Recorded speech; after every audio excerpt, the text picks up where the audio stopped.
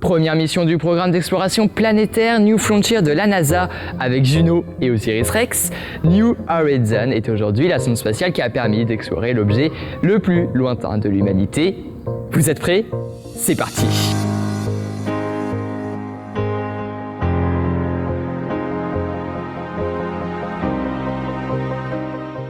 Lancé le 19 janvier 2006 par une fusée Atlas V 551 à la base de Cap Canaveral en Floride, New Horizon est une sonde spatiale développée par la NASA pour étudier la planète naine Pluton et ses satellites naturels. Bon, à 14h, heure locale, la fusée décolle et environ 45 minutes après le lancement, la sonde spatiale se sépare du dernier étage. 9 heures après, cette dernière franchit l'orbite de la Lune. Plusieurs corrections des trajectoires sont apportées durant le voyage. Et le 6 avril, New Horizon franchit l'orbite de Mars. Elle vise alors Jupiter, où elle s'y rend plutôt rapidement. Mais durant cette traversée dans la ceinture d'astéroïdes, New Horizon allait croiser l'astéroïde 2002 JF56. Les scientifiques décident donc de pointer le spectromètre infrarouge de la sonde spatiale vers l'astéroïde les 11 et 13 juin 2006, ce qui va permettre d'obtenir des informations. Dès septembre 2006, la sonde spatiale prend en photographie Jupiter grâce à la caméra LORRI, alors qu'elle se trouve à 23 millions de kilomètres de la plus grosse planète de notre système solaire.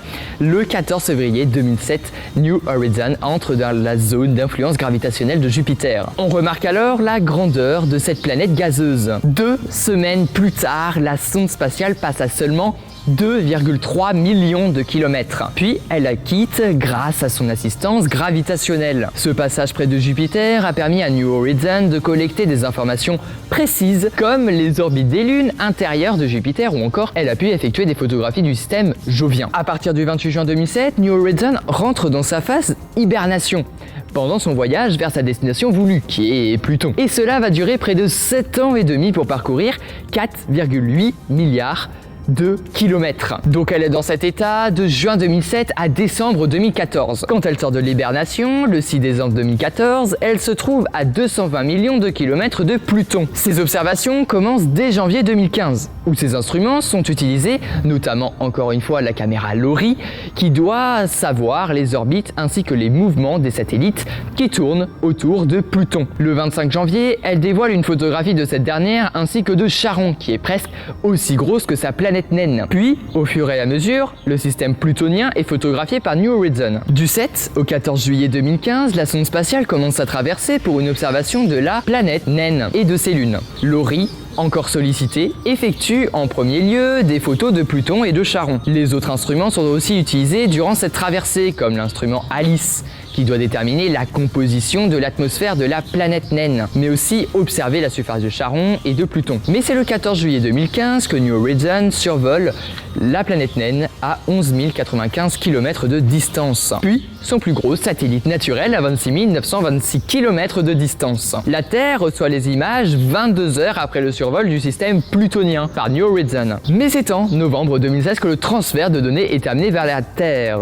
Après avoir quitté son objectif principal, la sonde spatiale se dirige vers la ceinture de Kuiper qui se trouve juste ici. L'étude de cette ceinture intéresse aussi beaucoup les scientifiques. Et d'ailleurs, ils ne seront pas déçus car récemment, le 1er janvier 2019, Ultima Thule ou 2014 MU69 a été survolé par New Horizon. Le lendemain, Alan Stern et ses collègues nous ont dévoilé les premières images détaillées de cet astéroïde. Ultima Thule se situe dans la ceinture de Kuiper à plus de 6,5 milliards de kilomètres de la Terre. New Horizon l'a survolé à 3500 km de distance du centre de l'astéroïde. Son transfert de données, qui s'élève à 50 gigas, devrait prendre 20 mois. La mission de la sonde spatiale devrait se prolonger jusqu'en 2021, ce qui prévoit encore de belles découvertes, sachant que la sonde aura suffisamment d'énergie pour continuer à fonctionner encore quelques temps. New Horizon poursuivra ensuite sa route et finira par quitter le système solaire. J'ai évoqué les instruments qu'embarquait New Horizon à son bord, mais nous allons les voir en détail. Cette sonde spatiale embarque sous sa carrosserie 7 instruments scientifiques, qui sont LORRI,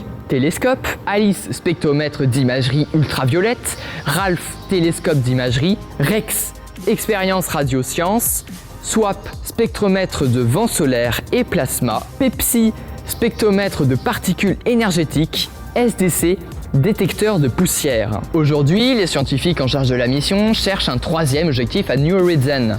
La difficulté est élevée. Rien que pour détecter Ultima Thule, il a fallu utiliser Hubble, qui a mis énormément de temps. Alan Stern pense à charger une cible grâce à New Horizons en personne, qui est la première concernée. Ce nouvel objectif doit être découvert bientôt. Enfin, en tout cas, avant que la sonde spatiale ne quitte la ceinture de Kuiper. Mais ce survol de Pluton a permis de découvrir un bon nombre de données sur le système plutonien, notamment le diamètre précis de la planète naine, ainsi que sa composition, telle que sa surface ou encore son atmosphère.